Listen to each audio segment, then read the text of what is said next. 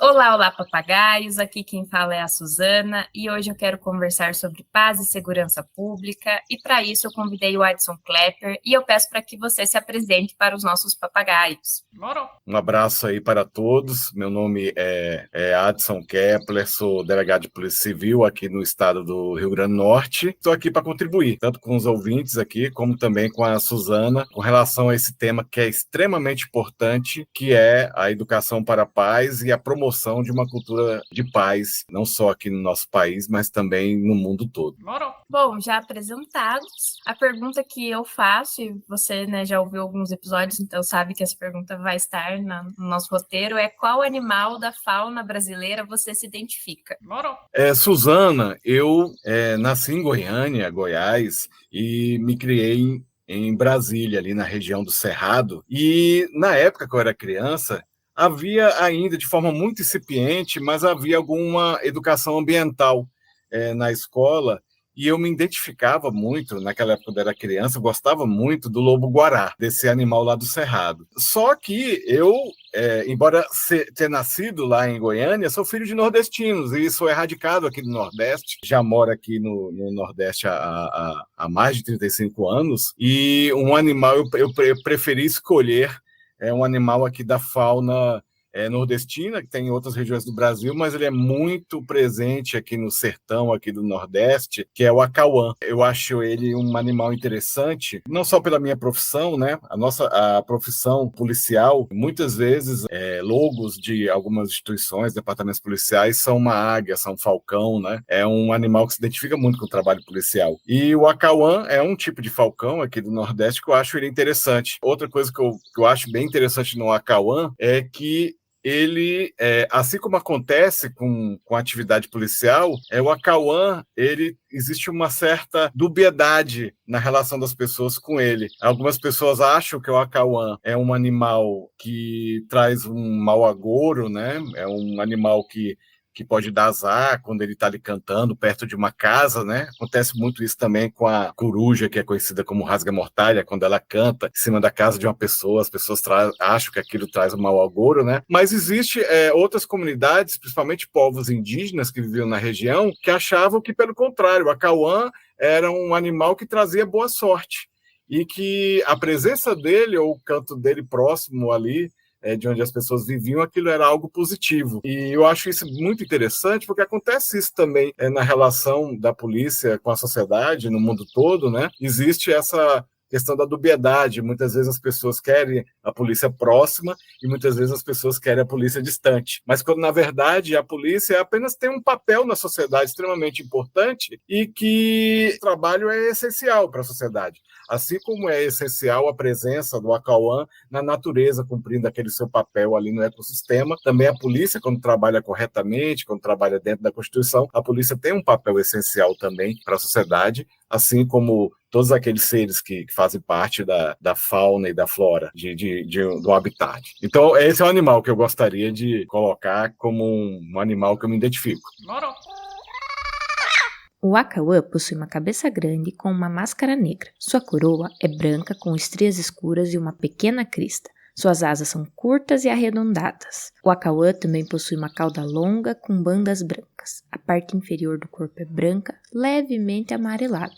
O bico do acauã é curto e preto, e ele possui na cor dos olhos uma íris marrom escura. O acauã é considerado uma ave de rapina, encontrada em várias regiões do Brasil. É conhecido por seu canto melancólico, que, segundo a tradição, anuncia mudanças no tempo ou presságios. É importante para o equilíbrio ecológico, pois controla populações de pequenos animais e insetos, se alimentando principalmente de cobras. Além da sua relevância na cultura, o acauã contribui imensamente para a biodiversidade e o equilíbrio ambiental. Eu gostei muito quando você colocou esse animal, né? E eu fui pesquisar, que não é um animal que tem aqui no sul, acho que não é muito comum aqui, mas que me remeteu muito também à ideia da coruja, então eu gostei bastante. Próxima pergunta que eu faço é qual mulher é uma referência para você? Eu vou buscar uma referência próxima e uma referência já distante, né, na questão acadêmica. Né? Uma referência próxima é minha mãe, que infelizmente já é falecida, mas a minha mãe foi uma grande referência de mulher. Muito do que eu sou hoje, muito do que eu aprendi, muito do que eu trago para a minha vida vem da minha mãe. Minha mãe foi professora na juventude dela, ela não fez curso superior. Antigamente a pessoa tinha um curso de magistério, né? Que as pessoas faziam e podiam já dar aula só com aquele curso de magistério, que era um nível de segundo grau. Então, ela foi professora há alguns anos, mas deixou a profissão para cuidar da família, né? Eu sou o filho mais velho e depois que eu nasci, ela deixou a profissão para cuidar da família. E eu tenho a mãe como uma referência muito importante, não só pela educação como ela me deu, mas como através dela eu vejo muito o papel da mulher na sociedade, o fato dela ter deixado a profissão para cuidar da família. Tudo isso são referências que eu trago para a minha vida para compreender melhor as dificuldades das mulheres, né? Então, a outra referência que eu teria, assim, de uma mulher, em termos, assim, que eu acho interessante, que eu comecei a entender o que seria o feminismo através dela, é óbvio que eu não sei tudo sobre o feminismo e nem teria como saber porque eu sou homem, né? Então, eu não tenho nenhum lugar de fala para poder saber sobre o feminismo. Porém, é uma mulher que eu aprendi muito, não só através de livros dela, mas lendo artigos sobre elas, lendo a biografia dela, foi Simone de Beauvoir. Comecei a entender o que era o feminismo. Eu gosto muito quando as pessoas trazem referências para que a gente perceba, né, quanto essas mulheres foram importantes na vida da gente.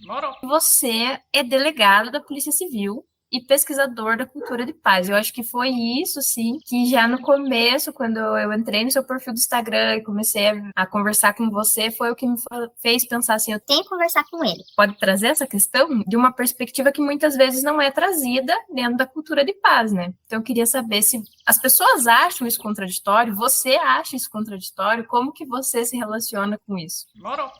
Eu acredito que talvez as pessoas vejam isso de uma forma contraditória, porque geralmente quando as pessoas tratam de cultura de paz, elas tratam dentro da perspectiva dos movimentos sociais, e os movimentos sociais têm uma função de controle social. Então, quando os movimentos sociais estão fazendo controle social, que é importantíssimo que haja um controle social com relação a todas as instituições do Estado, né?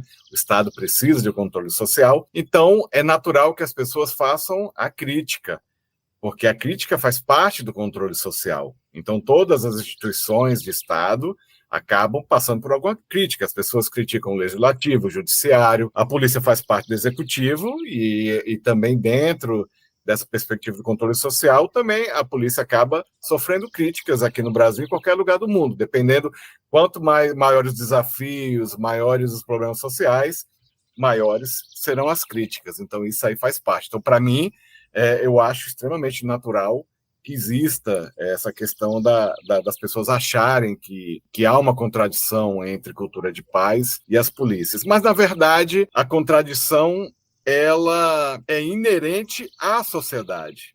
A sociedade ela tem uma totalidade e tem contradições. Então, são contradições inerentes à sociedade. E a polícia também está inserida nessas questões contraditórias também da sociedade. Então, na verdade, a polícia, ela promove a paz. Só que, infelizmente, não só no Brasil, como em todo mundo, mas principalmente no Brasil e em países que têm as contradições que o Brasil tem, então a polícia acaba promovendo mais a paz positiva, que é aquela questão da prevenção dos crimes, que a polícia militar faz, né, as polícias ostensivas fazem, e a questão da investigação dos crimes que são ocorridos, que é as polícias investigativas, a Polícia Civil, a Polícia Federal, as polícias investigativas fazem essa investigação dos crimes, que seria a repressão ao crime, para evitar que o crime ocorra de novo e para se chegar à verdade real dos fatos naquele crime que ocorreu, tanto para poder se revelar a verdade, que é também uma questão de direitos humanos, você saber a verdade, como também a questão de se evitar que aquele crime ocorra, né? E tem a execução penal, o presídio, tem a polícia penal que cuida daquelas questões de ressocialização, né?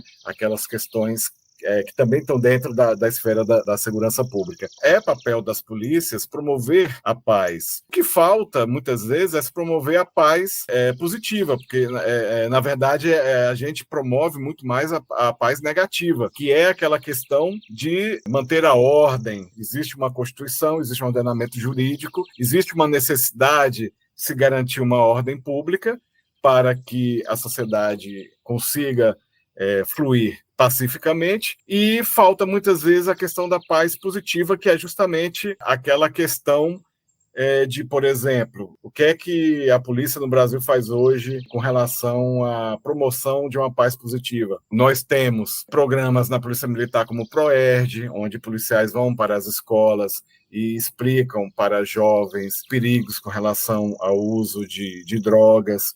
Existe na Polícia Civil um programa que tem no Rio Grande do Sul, Rio de Janeiro, Espírito Santo, que é um programa Papo de Responsa, que é um programa onde policiais vão também em escolas, em comunidades carentes, para explicar para as pessoas o papel da polícia, tal, porque a polícia está promovendo uma paz positiva quando ela mostra para as pessoas que a função correta dela e a função que a maioria dos policiais desejam ter na sociedade não é uma função antagonista com as pessoas, é uma função de agonismo. O que é o agonismo? Um exemplo de agonismo para as pessoas entenderem. O esporte, as Olimpíadas nós estávamos tendo as Olimpíadas agora. O esporte é uma prática de agonismo, onde você, mesmo dentro de situações onde existem adversários, onde pessoas pensam diferente, onde pessoas têm ideias diferentes, mas você está ali procurando a conciliação entre aquelas ideias, o ponto comum, o consenso, aonde é possível consenso. Então, ainda que no final alguém se considere vencedor e alguém se considere equivocadamente ou não como alguém que perdeu ou que foi derrotado, mas isso é dentro de uma construção de paz, isso não é dentro de uma visão antagonista, que é a visão do inimigo. A visão do antagonismo é a visão de que você vê o outro como inimigo. Então a polícia nunca, não é a intenção da polícia, não é o papel da polícia constitucional, que está previsto na Constituição, é ver as pessoas como inimigos. Até mesmo a pessoa que cometeu um crime, independente da gravidade do crime, ela não é vista como inimigo. Ela deve ser vista como alguém que cometeu um ou mais crimes previstos ali na legislação penal, e a polícia, no caso da Polícia Civil, por exemplo, no caso do delegado de polícia, terá um papel de investigação, de se fazer um inquérito para se chegar à verdade dos fatos e para promover e proteger direitos humanos, não só da pessoa que foi vítima do crime, principalmente em situações de violência, como também os direitos humanos com relação àquela pessoa que está sendo investigada. Presunção de inocência, o direito ao contraditório, para a defesa. Então, tudo isso aí é importante. Nesse papel, onde a polícia está promovendo a paz negativa, garantir uma sociedade que consiga estar em paz dentro das suas contradições e apesar das suas contradições, mas a polícia também está promovendo uma paz positiva, que é aquele lado pedagógico também, aquele lado de mostrar para as pessoas o caminho correto. Não quer dizer que o papel da polícia é garantir uma paz social. Não é naquele sentido que as pessoas dizem, a paz dos túmulos, né? As pessoas ficarem ali inertes, ou as pessoas não terem o direito de criticar, ou as pessoas não terem o direito de protestar. Não se trata disso. Não é papel do Estado, nem papel da polícia promover uma paz dos túmulos ou um tipo de paz que seja apenas uma vestimenta para encobrir desigualdades, desmandos, abuso de autoridade, desrespeito a direitos humanos. Não é esse o papel do Estado e nem pode ser esse o papel da polícia. O papel da polícia é garantir que a Constituição seja cumprida e que o ordenamento jurídico tenha um papel de mediação nesses conflitos. Os conflitos existem, vão continuar existindo durante muito tempo, não se alcançou um tipo de sociedade utópica onde não existem conflitos, mas o papel do direito e o papel das instituições de Estado é um papel de mediação dentro desses conflitos. Não é um papel de tomar partido, de tomar um lado, ou nem pode ser um papel nem de repressão e de opressão, no sentido de repressão e opressão fora da lei. A repressão que a polícia pratica é aquela repressão que está prevista, restrita naquilo que está dentro da lei, com o que tem uma função social e que está sujeito ao controle social, de movimentos sociais, de vários tipos que lidam com a polícia. Adson, eu acho que tem algumas coisas muito interessantes também na sua fala para retomar, né? E uma delas é a primeira coisa que eu gostei quando você falou assim, porque tem a polícia ostensiva, a polícia investigativa, e muitas vezes a polícia ela é vista como tudo igual. Então, assim, para o leigo, para o cidadão, polícia é polícia. No Brasil, nós temos essa polícia militar, a polícia civil, e também tem a guarda municipal. Então, as pessoas confundem, né? Elas colocam todo agente de segurança pública dentro da mesma caixa. E a outra coisa que eu gostaria que você falasse também, como foi que você descobriu os estudos da cultura de paz? Porque percebo que você tem uma fala, às vezes, muito do direito, né? Muito legal, do tipo, a Constituição, o ordenamento jurídico e tal. Só que no meu, por exemplo, eu fiz o curso de Direito, eu não tive acesso à cultura de paz, isso não foi falado no curso de Direito, né? Então, eu queria saber quando que você teve esse acesso às discussões da cultura de paz. Bem, o primeiro contato que eu tive com a expressão, com o termo cultura de paz, foi quando eu estava contribuindo com o Plano Estadual de Segurança Pública aqui do Rio Grande do Norte. Faz parte, tem alguns dispositivos do Plano Estadual de Segurança Pública aqui do Estado do Rio Grande do Norte que falam expressamente na promoção de uma cultura de paz. Então, foi a primeira vez que eu tive contato. E nesses debates, né, percebi que algumas pessoas, por exemplo, tinham críticas com relação à cultura de paz, mas eram críticas sem saber exatamente o que era. As pessoas tinham uma crítica à expressão cultura de paz, mas aí eu procurava entender, mas por quê? Mas por que a cultura de paz não se encaixa aqui? E as pessoas não sabiam explicar o que era a cultura de paz. Aí eu procurei pesquisar e vi que tinham instituições, lá no Rio de Janeiro tem organizações não governamentais, movimentos, o Movimento Eu Sou da Paz, aí tem lá em São Paulo, tem lá um grupo lá, né, Nelson Mandela, tem muitos movimentos com relação à cultura de paz. Aí eu percebi que tinha muitos movimentos de cultura de paz e fui pesquisar o que era cultura de paz. Quando eu fui pesquisar o que era cultura de paz, eu acabei descobrindo que existia também a educação para a paz, né? Que a educação em direitos humanos, ela inclusive está inserida na educação para a paz, e nessa educação para a paz, também você pode colocar ela como uma educação para a cultura de paz, direitos humanos está inserido, só que é uma concepção muito mais ampla. Anos atrás também eu cheguei a fazer o curso de Sociologia, ainda não concluí, né? Pretendo futuramente voltar para o curso de Sociologia. Então eu já tinha alguma afinidade com essa área das ciências sociais. E eu fui percebendo, pesquisando com relação aos movimentos que promovem a cultura de paz e buscando qual era o significado concreto, real do que era a cultura de paz, até para evitar se ficar trabalhando com uma expressão que fosse meramente retórica, para evitar isso, para buscar algo concreto, para ver se era algo que poderia ser concretizado. Então eu fui pesquisando, aí foi aí que eu tive esse contato com a educação para a paz e com a cultura de paz, naquele sentido que é o mais usado hoje no Brasil, que é aquele que a Unesco trouxe para o Brasil com relação à promoção de cultura de paz. Mas eu descobri depois na pesquisa que a cultura de paz, embora, por exemplo, Paulo Freire não falasse expressamente cultura de paz, mas Paulo Freire, por exemplo, trabalhou a cultura de paz. Ganhou até um prêmio da Unesco como promotor da cultura de paz. E isso é um fato que eu não sabia, acabei descobrindo já no início do meu projeto de pesquisa, e descobri que muitos professores não sabem disso. Muita gente não sabe disso, inclusive pessoas da área da educação. Na área de direito, muito mais gente não sabe disso na área de direito. E na área de educação também, muita gente não sabe que Paulo Freire já ganhou um prêmio da Unesco nos anos 80 com relação à promoção de uma cultura de paz. E é óbvio que ele tinha críticas àquela cultura de paz que estava sendo colocada naquela época a nível de agências internacionais. Ele tinha críticas, mas ainda assim ele foi lá receber o prêmio e na fala dele ele colocou o que era realmente, o que ele entendia realmente como era a cultura de paz, para poder fazer já um diferencial para que as pessoas não interpretassem que a cultura de paz que ele estava ali, que essa cultura de paz que ele estava endossando não seria aquilo que eu já falei da paz dos túmulos.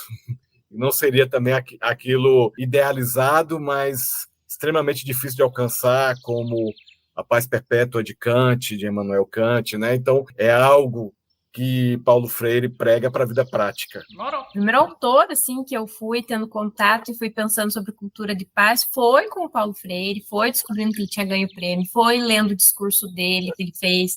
Então, eu fiquei, assim, muito satisfeita, né, quando você fala do Paulo Freire, assim, retoma ele aqui no podcast, porque é um autor base, tanto do Papagaio da Paz, quanto de muitos pesquisadores da cultura de paz. E já entrando, né, você já colocou que você começou sociologia, daí parou e agora está na pós-graduação, você é aluno da Universidade Federal do Rio Grande do Norte, né? E Exato. Como que é estudar a cultura de paz aí? Olha, aqui no Nordeste está começando ainda, entendeu? A engrandecer. Claro que já existia há vários anos já experiências e pessoas tratando disso. Nós temos aqui na Universidade Federal de Pernambuco um núcleo na Universidade de Cultura de Paz. Aqui na Universidade Federal do Rio Grande do Norte já houve experiências, né? Aqui na Secretaria de Educação do Estado do Rio Grande do Norte existe aqui um núcleo sobre educação para a paz que trata dessa questão de cultura de paz, inclusive trata há vários anos, eu não sabia. Existe lei estadual aqui que trata sobre isso, mas é tudo ainda incipiente. São coisas que estão crescendo de alguns anos para cá, né? O nosso grande desafio da gente que pesquisa essa questão de educação para a paz é a inserção que houve na LDB, né, na Lei de Diretrizes e Bases da Educação, ela é muito recente. Então, infelizmente, no Brasil existe essa cultura de que algo só passa a ser mais observado quando está na lei, quando existe uma obrigação imposta de cima para baixo, não deveria ser assim. Em razão dessa verticalização jurídica, né, dessa norma na LDB, essa introdução na LDB, então as pessoas começaram a falar mais sobre isso e também as questões do fomento da Unesco também se começou a tratar mais com relação à questão da cultura de paz. Só que essa introdução que houve na LDB, ela já é outro desafio que nós temos que enfrentar, porque ela ocorreu em 2018, durante o governo Temer. E eu percebi já nas minhas pesquisas que muitos educadores acabam confundindo o fato dela ter ocorrido durante o governo Michel Temer como se fosse dentro de um pacote do governo Temer. E não existe essa identificação ideológica partidária com o governo Temer da questão da cultura de paz. Ela foi introduzida naquela época porque já era uma luta de muito tempo, já estava se trabalhando, se tentando introduzir isso na LDB há muito tempo, e tramitou no parlamento, e a oportunidade que houve foi, inclusive, aquela. O relator era um deputado federal daí, da sua região aí, que, inclusive, ele votou contra o impeachment da presidente Dilma, tal, né? Então, ele tem um perfil progressista, acima de qualquer suspeita, independente de diferenças, de nuances, espectro da esquerda, mas ele é um progressista que, inclusive, votou contra o golpe /impeachment de Dilma. Não tem nada a ver com o projeto de Michel Temer. Tem nada a ver. Só que a cultura de paz, educação para a paz, não trata apenas da violência dentro das escolas. É muito mais amplo o objeto da educação para a paz. Realmente as pessoas demandam muito mais sobre palestras, sobre capacitações, cursos com relação à educação para a paz, por conta da violência nas escolas. É uma demanda atual aqui no Brasil e em outros países do mundo, mas educação para a paz não é somente isso. Mas o objetivo da gente é mostrar que a educação para a paz e a cultura de paz, ela é um projeto político suprapartidário, e é também um método de transformação da sociedade. Nós temos essa missão de mostrar para as pessoas que a educação para a paz e a cultura de paz é um método de transformação da sociedade, justamente para sair desse lugar comum de se achar que cultura de paz só se trata quando está tendo adolescentes praticando violência dentro de escola, ou quando tem um atentado dentro de uma escola, para poder sair desse lugar comum que cultura de paz só serve para isso. E o papel da segurança pública e o papel da polícia ou de um delegado de polícia civil seria o papel de trazer a educação para a paz para dentro das instituições policiais e também levar as instituições policiais, após essa introdução, essa capacitação em educação para a paz, levar esses policiais para dentro de escolas, mas não só dentro de escolas, mas para também outros lugares na sociedade, para poder eles contribuírem também, mostrando aonde que eles podem ajudar para promover uma cultura de paz. Eu acho que agora eu vou trazer o quadro da Horizontalizando, né? Que é quando você faz uma pergunta para mim. Você quer saber alguma coisa sobre o projeto, pode ser sobre a minha história de vida, pode ser sobre cultura de paz. A primeira curiosidade que eu tenho é saber de você o que é que você está achando disso. Como você vê, não só eu como delegado de polícia, mas como você vê o papel das polícias na promoção da educação para a paz, qual o papel delas, né? Falar sobre essas contradições. Eu adorei, porque você foi extremamente assim, horizontal em saber exatamente o que eu acho também sobre o tema, né? Foi a primeira vez que uma pessoa me trouxe dessa forma aqui no podcast, então obrigada. Eu tenho uma relação assim com a segurança pública, porque explicando, né, como que eu fui tendo minha trajetória acadêmica, né? Então, eu vim do movimento estudantil, do Grêmio, depois eu fiz Diretório Central de Estudantes, e fiz muito movimento feminista, depois trabalhei com violência contra a mulher. Então, eu vim de uma trajetória de movimentos sociais que tinha exatamente aquela sua fala, de enxergar a polícia como uma coisa contraditória.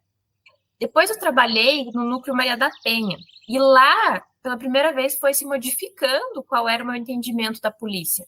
Porque a gente trabalhava com muitos órgãos, né? Ministério Público, delegacia, Polícia Militar, e trabalhava com uma instituição específica que chamava Patrulha Maria da Penha. E era muito bom. Os policiais eram muito bons, os policiais da Patrulha Maria da Penha. Eles eram acessíveis, eles eram gentis, eles eram dinâmicos, eles eram preocupados com as mulheres. Então, a gente fazia a medida protetiva e eles eram acionados como Patrulha Maria da Penha para fazer o acompanhamento dessa mulher, então, no ambiente de trabalho dela, às vezes faziam essa condução dessa mulher do lar para o abrigo que ela ia ficar, para a casa, né, de acolhida que ela ia ficar, às vezes faziam essa retirada da mulher e dos seus pertences até a casa da familiar que ela iria ficar, faziam também, às vezes, visitas no ambiente de trabalho para saber como que as coisas estavam, e faziam todo esse manejo. Então, ali eu tive a primeira percepção de que a polícia nem sempre estaria contrária aos meus interesses, ou aos meus interesses enquanto mulher, mas que poderia estar favorável também. Então, esse foi o primeiro momento que eu tive, assim, essa percepção. Então, eu ainda tenho, assim, um pouco de conflito com essa relação policial e principalmente com a polícia militar, em relação a como é a abordagem da polícia militar, e que há muitas práticas da polícia militar que não são baseadas na cultura de paz, né? Mas eu compreendo que a polícia, e principalmente a polícia militar, ela é feita de um histórico, né? E esses sujeitos, eles estão ali enquanto agentes, mas eles têm um contexto. Todas essas discussões são importantes, são necessárias para nós. Eu percebo que é necessário que a cultura de paz entre em outras esferas, né? Que não fique só dentro da academia, que não fique só dentro das pessoas da educação. Que outras profissões, sejam elas da segurança pública, sejam elas da medicina, sejam elas da mecânica, sejam elas da engenharia, comecem a trabalhar com a cultura de paz. Isso mesmo, gostei da resposta. Felizmente, a sociedade moderna, principalmente a sociedade capitalista ocidental, ela foi contaminada por uma ideia pseudo-darwinista, que as pessoas chamam de darwinismo social, de que a violência está inserido na sociedade, assim como está inserido na natureza, e que isso faz parte da sociedade, que isso não vai mudar nunca. Mas não é assim. A violência que existe na natureza é uma violência em que seres vivos só cometem para sobreviver, para se alimentar, para garantir a sobrevivência, para não morrer, para garantir a perpetuação da espécie, mas isso não quer dizer que isso seja algo que não possa ser mudado no ser humano, que é racional e que tem inteligência suficiente para não precisar praticar violência para conseguir alimento, que não precisa praticar violência para reprodução, não precisa praticar violência para nada disso. Moro. Aí, depois que eu descobri que o racismo estrutural, que o machismo estrutural, que toda essa violência estrutural, ela tinha um denominador comum e que isso pode ser trabalhado, aí eu vi que realmente eu tinha que trabalhar em cima disso, que eu tinha que fazer uma pesquisa em cima disso para ver como é que eu poderia contribuir com isso. Moro. Agora, a próxima pergunta é a dica cultural. Como eu estou falando de improviso, né? Então eu não preparei nenhuma referência. É não. uma série que você acha que tem a ver, que te faz pensar sobre isso, novela. Eu gosto muito de ver novela, né? Então... Por incrível que pareça, uma série documental, né? Um documentário que fez eu refletir muito sobre cultura de paz. E ele não fala diretamente sobre cultura de paz. É uma série que eu assisti quando eu tinha uns 10 anos de idade, 11 anos de idade, quando eu era criança. Fizeram um remake dela, agora, recente, na Netflix. Aí eu fui assistir ela de novo, todinha. Já tinha assistido quando eu era criança, e eu lá com 10, 11 anos de idade, ficava lá aguardando o horário para assistir, que é Cosmos, que era uma série de Carl Sagan, né? Que ele era o apresentador dessa série, o astrônomo Carl Sagan. Agora tem outro apresentador, Carl Sagan já faleceu, e essa série fez eu refletir muito sobre cultura de paz em muitos momentos. Moro. Agora é a despedida. Foi um prazer papagaiar com você hoje. Eu espero que você e os nossos papagaios tenham voos tranquilos. Até o próximo episódio. Um beijo. Agora eu peço que você também se despeça dos ouvintes. Gostou de participar hoje? Gostei muito. Foi uma experiência incrível. Um abraço aí para todos os ouvintes aí, também um abraço para você, Suzana. Estou aqui para contribuir. Se for preciso aí para ajudar aí com essa bandeira aí da educação para a paz, estamos aqui para contribuir. Moro. Moro.